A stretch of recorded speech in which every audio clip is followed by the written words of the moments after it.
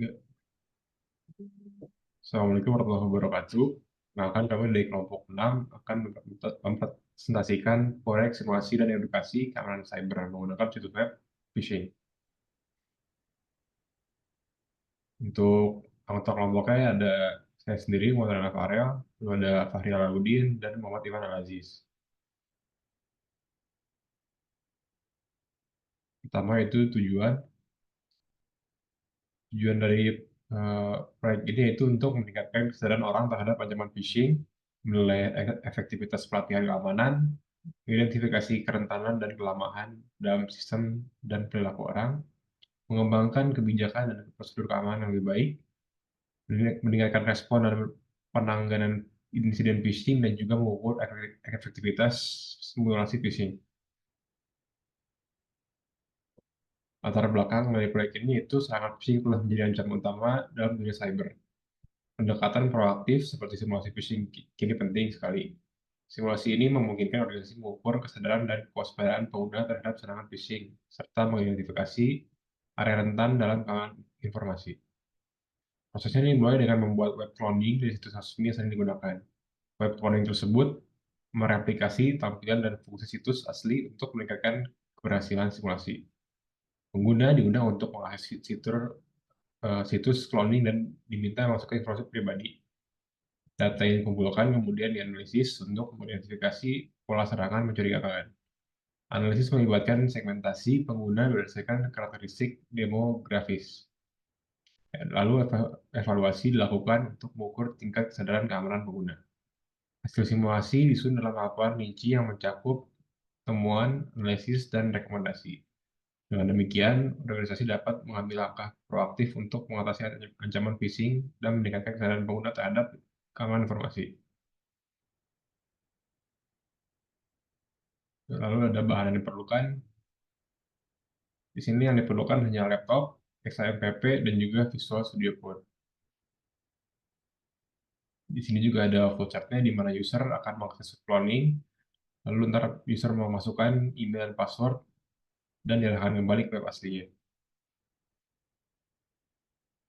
Untuk prosedur kerjanya, pemilihan situs web resmi, eh, ini didesain web cloning, lalu mekanisme pengumpulan data, dan penyimpanan data, lalu pengalihan situs asli, lalu peningkatan keamanan. Selanjutnya akan dijelaskan oleh Fahri. Selanjutnya untuk penjelasan dari pembuatan web cloning ini, di sini ada source code yang dimana ini adalah bagian dari front end. Di sini bisa bisa di next terlebih dahulu. Nah, tampilannya nanti akan seperti ini. Coba back kembali. Nah, baik, di sini selanjutnya kita membuat from action yang dimana nanti ada file login.php dan kita menggunakan metode post. Nah, metode post ini digunakan untuk mengirim data dari klien ke server. Lalu di sini ada dua input yaitu email atau nomor HP dan juga password yang nantinya akan dikirim ke file dari data ke file kami. Next, next lagi.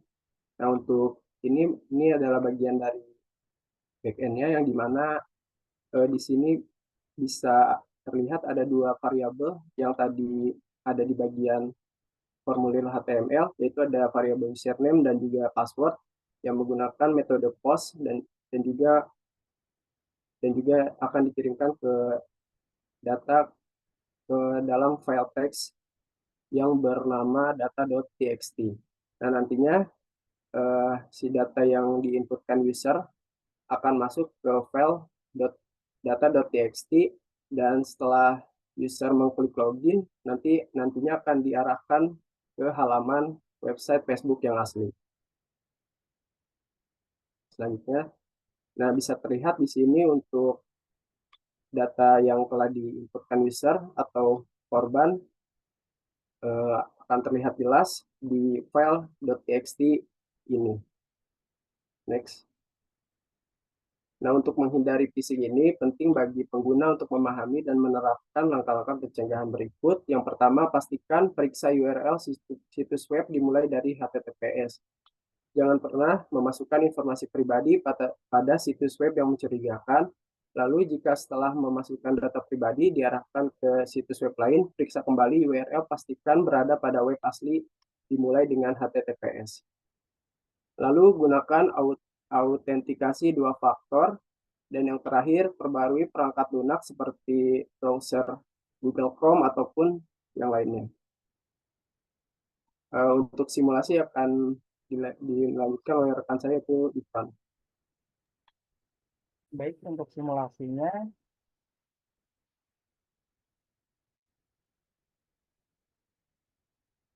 ini merupakan tampilan dari web cloning yang sudah kami buat, di mana kami mengcloning sosial media yang bernama Facebook. Pengguna diminta memasukkan alamat email atau nomor telepon serta password yang mereka punya.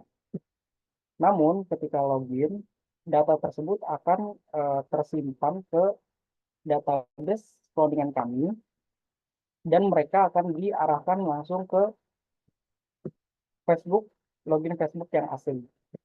Sebagai contoh, kita masukkan email 6@gmail.com, passwordnya 234 Nah, sini kita akan login dengan email kelompok 6 dan password 118. Login.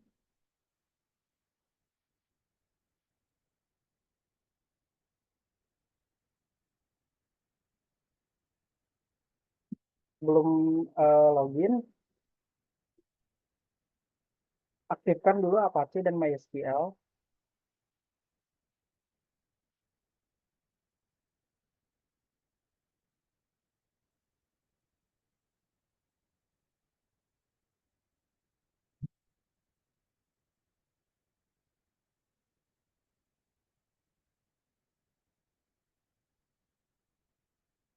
Itu sudah aktif. Kita ulang. Nah, ini adalah halaman Facebook yang asli. Nah, ini alamatnya. Pengguna akan diarahkan ke alamat Facebook yang asli agar tidak curiga bahwa yang mereka isi sebelumnya itu adalah web clone. Kemudian, database yang tersimpan setelah user memasukkan email dan password tersimpan di data.txt. Nah, seperti ini. Ini adalah data-data korban. Ini adalah yang terbaru. Username kelompok 6@gmail.com dan passwordnya 123456778. Tanpa mereka sadar, alamat email dan password yang mereka masukkan sebelumnya tersimpan pada database kami.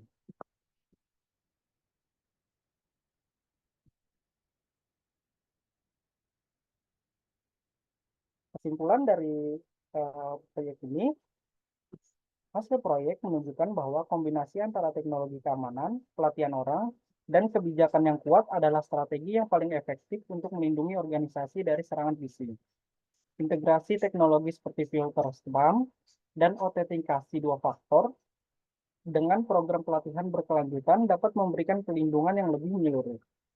Untuk memastikan efektivitas program kesadaran dan pelatihan, pengukuran dan evaluasi keberlanjutan sangat diperlukan.